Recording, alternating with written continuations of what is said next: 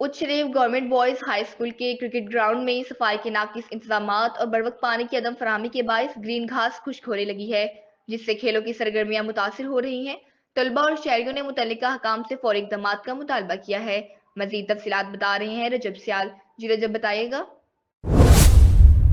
آج دیکھیں میں اس وقت اچ شریف گورنمنٹ بوائز ہائی اسکول کے گراؤنڈ میں موجود ہوں، جو یقیناً کروڑوں روپے کی لاگت سے یہ گراؤنڈ جو ہے وہ کرکٹ گراؤنڈ بنایا گیا تھا، جسے شہری جو ہے بطور جنازہ گاہ بھی استعمال کرتے ہیں۔ یہاں پر شہری جو ہے وہ جنازہ گاہ نہ ہونے کی وجہ سے اس گراؤنڈ کو یہاں پر آ کر اپنے پیاروں کا جنازہ جو ہے وہ ادا کرتے ہیں۔ اور یہاں پر میں آپ کو بتاؤں تو سکول انتظامیہ کی جانب سے یہاں پر صفائی ستھرائی کے ناقص انتظامات ہیں۔ ہر طرف کوڑا کرکٹ کچرا جو ہے وہ پڑا ہوا ہے۔ یہاں پر ایسے معلوم ہوتا ہے جیسے 2 ماہ گزر چکے ہوں گے، یہاں پر صفائی ستھرائی کا کوئی بھی انتظام جو ہے وہ نہیں کیا گیا۔ ملازم بھی تعینات ہیں لیکن اس کے باوجود بھی یہاں پر یہ عدم تحفظ کا شکار ہے۔ یہاں پر میں آپ کو بتاؤں تو بر وقت پانی نہ ملنے کی وجہ سے یہ جو گرین گھاس ہے یقیناً یہ سوکھ چکا ہے، بالکل یہ دیکھیں تو یہ سوکھ چکا ہے۔ پانی جو ہے وہ بھی وقت پر جو ہے وہ یہاں پر نہیں دیا جا رہا۔ اس کے علاوہ میں آپ کو بتاؤں تو کچرا پڑا ہوا ہے اور یہ اسٹیڈیم اس وقت ویرانی کی صورتحال جو ہے وہ اختیار کر چکا ہے، بنجر ہو چکا ہے۔ یہاں پر پانی نہیں لگایا جا رہا اور صفائی ستھرائی کے جو انتظامات ہیں وہ بھی بالکل نہ ہونے کے برابر ہیں، بلکہ ناقص ہے۔ میرا کیمرہ مین دکھا تو ہر طرف کچرا پڑا ہوا ہے،